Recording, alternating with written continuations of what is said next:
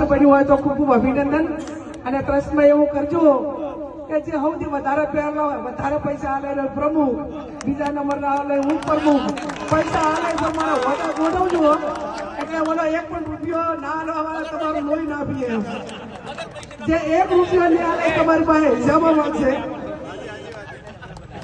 ભાઈ, 1 રૂપિયો નહીં આલે તમારી પાસે હિસાબો માંગશે અને 1 રૂપિયાની કે છે સારું નહીં બોલે એ તમને હેરાન કરવાના પ્રયત્નો કરશે। એટલે રૂલ સેવા બનાવજો કે એનો ક્રાઇટેરિયામાં એને કોઈને નડે જ નહીં એમ કે જેટલા વધારે પૈસા આલે એને એ પ્રમાણે હોદ્દેદારોના અમુક વર્ષ નક્કી કરજો કે ભાઈ આ બોડી આટલા બધું રહેશે અને પછી બીજાને તક આપશે એટલે જેથી કરીને કામ કરવાની તક પણ બીજાને મળે। કહેવાનું દીકરીઓએ આજે પાઘડી પહેરાવીને સન્માન કર્યું છે તો વર્તમાન સમય એ આપણા માટે સૌના માટે પડકાર છે।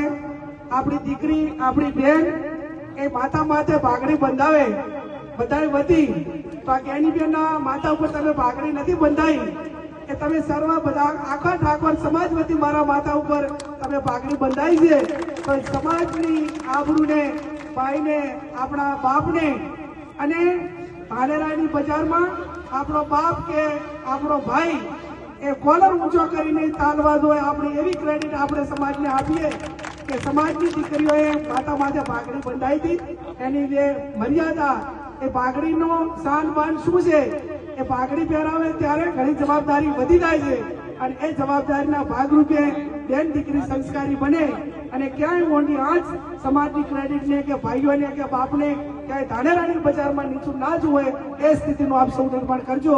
એ બદલ પણ આપ સૌનો આભાર।